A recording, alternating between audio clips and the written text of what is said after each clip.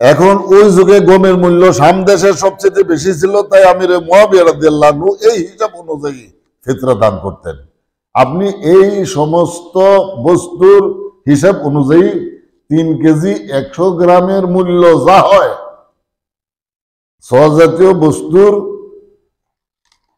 3 KG 100 গ্রামের মূল্য যা হয়, এই পরিমাণ প্রতি একজনে ফিতরা দিবেন। এবার গরিব লোকরা যারা ফিতরা টাকা নিবেন তাদের বিষয়টা বলছি। এরকম আপনি আপনার ফিতরার টাকা আপনার স্ত্রীকে দিয়ে দিবেন। মনে করেন আপনার 17 টাকা বা 700 টাকা আপনার ফিতরা হইলো, আপনার ফিতরা টাকা আপনার স্ত্রীকে দিয়ে দিবেন, নেও আমার রোজার ফিতরা তোমাকে দিয়ে দিলাম।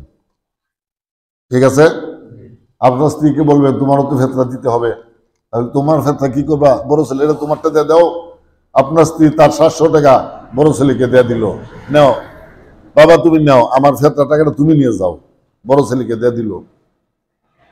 বড় ছেলেকে বলতেছে বাবা তোমারও তো ফিতরা দিতে হবে, তোমার ছোট ভাইকে তোমার ফিতরাটা দিয়ে দাও।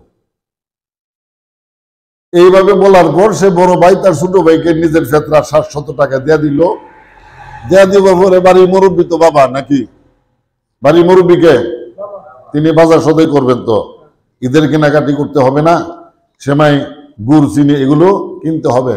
ওই বাবা ছোট ছেলেকে বলবে বাবা তোমার ফিতরাও দিতে হবে, তোমার ফিতরাও কি আল্লাহ রাসূল পাক ওয়াজিব করেছেন, দেয়া দিতে হবে। এবার তোমার ফিতরার টাকাটা আমাকে দিয়ে দাও, আমি ফিতরা খাওয়ার যোগ্য। সুবহানাল্লাহ বলেন।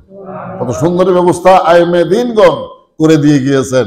ছোট ছেলের কাছ থেকে ফিতরার টাকা বাবা হাতে নিয়ে, এই টাকা নিয়ে তিনি ঈদের বাজার করলেন, গ্রামবাসী সকল মুসলমানদের কাছ থেকে তিনি ফিতরার টাকা আদায় করলেন।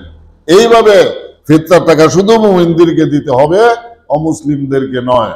আল্লাহ সুবহানাহু ওয়া তাআলা আমাদের সকলকে নবী মুহাম্মদ সাল্লাল্লাহু তাআলা আলাইহি ওয়া আলিহি ওয়াসাল্লামের তরিকা মোতাবেক রোজার যাকাত সমূহ আদায় করে, নামাজ রোজা হজ যাকাত ওযু গোসল করে এখান থেকে বিদায় নেওয়া তৌফিক আমাদের সকলকে দান করুন। সকলে বলুন আমিন। ওয়া আখিরু দাওয়ানা আলহামদুলিল্লাহি রাব্বিল আলামিন।